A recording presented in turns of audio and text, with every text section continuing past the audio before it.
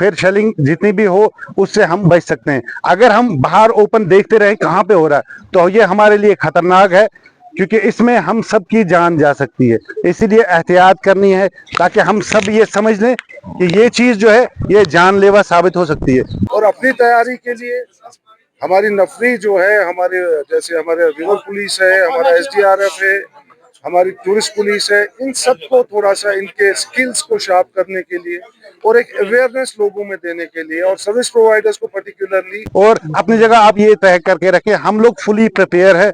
अगर इनकेस कोई भी ऐसा इंसिडेंट होता है, खुले ग्राउंड में नहीं घूमना।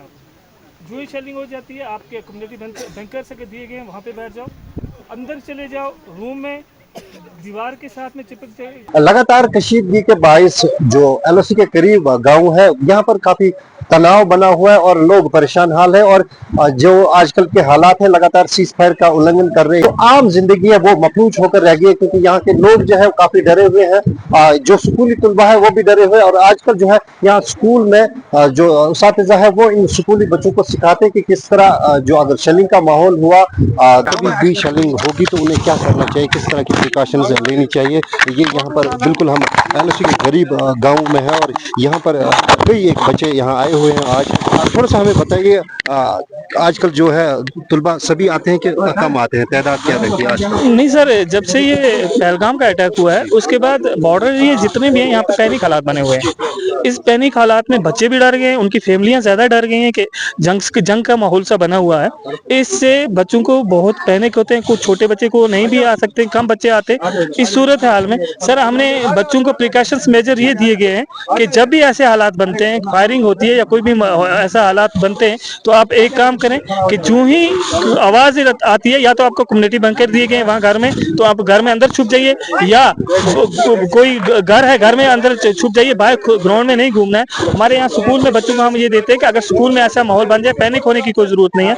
अगर जंग से सूरत हाल बन जाती है या फायरिंग सुनाई देती है, आप अंदर क्लासों में छुप जाइए, ग्राउंड में नहीं घूमना है, और या किसी दीवार के पीछे छुप जाइए। क्योंकि आपने देखा एलओसी के साथ ही हमारा स्कूल है, यहाँ पे जब भी ये बॉर्डर पे जब भी ये हालात जंग से हालत बने हुए हैं सर, उसमें ये हमेशा हुआ है कि नुकसान हमेशा इन बॉर्डर एरिया को पहुंचा है। क्योंकि फायरिंग में, शेलिंग में जब ये बड़े गोले बरसते थे, इन एरियो को बहुत बड़ा नुकसान हुआ है उस वक्त भी। उनको बचने के लिए यहाँ पे हम हमेशा बच्चों को प्रिकॉशंस मेजर देते हैं कि कैसे आपको सेव करना है अपने आप को। अगर घर में है तो अपने कम्युनिटी बैंकर्स पे छुप जाइए, अंदर अपने घरों में छुप जाइए। अगर यहाँ स्कूल में आपको पैनिक होने की कोई जरूरत नहीं है, आप अपनी क्लासरूम में छुप जाइए। ये हालात बड़े कशीदा है, टेंशन काफ़ी ज़्यादा बढ़ चुकी है पब्लिक के अंदर।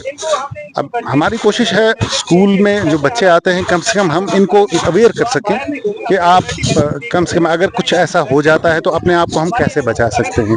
ये हमारी तदबीर है। देखिए स्कूल में कोई भी बच्चा आता है तो वो हमारी रिस्पॉन्सिबिलिटी होती है, टीचर्स की रिस्पॉन्सिबिलिटी होती है। कम से कम हम अपने बच्चों को ये तो बता सकें कि अगर शेलिंग हो जाती है, गोलियां चलनी शुरू हो जाती हैं, अगर आप बाहर घूम रहे हैं, कुछ ऐसा है तो किस तरीके से बचा जा सकता है। दौड़ के अंडरग्राउंड हो जाएं, बैंकर्स में चले जाएं, अगर बाहर घूम रहे हैं तो स्कूल बिल्डिंग में चले जाएं, घर में है तो घर के अंदर चले जाएं, अगर कहीं ओपन में दिख रहा है शेल गिरते हुए आ रहा है तो नीचे लेट जाएं।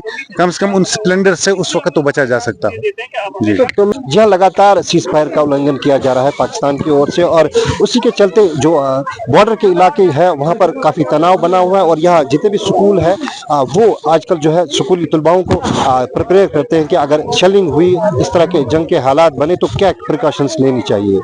याकूब लाला, शेलिंग हो जाए क्योंकि एक जगह रह के या ज्यादा हंगामा करके डर जाएं या कोई और परेशानी खड़ी हो जाए, कोई बेहोश हो जाए, उससे ये है कि अच्छा आप लोग समझ लो कि हम अपने आप को कैसे बचा सके। अगर कोई चल रहा हो तो शेलिंग हो जाए तो पहले कोशिश करो नीचे जमीन पे लेट जाओ, ताकि खुदा न करे कि कोई इसके स्प्लेंडर्स जो होते हैं वो बहुत खतरनाक होते हैं, इंसान की जान ले सकते हैं। कम से कम नीचे लेटने से ये होगा अगर कोई आया भी, ब्लास्ट हुआ भी तो वो उड़ जाएगा साइड से, कम से कम आप बच जाओगे।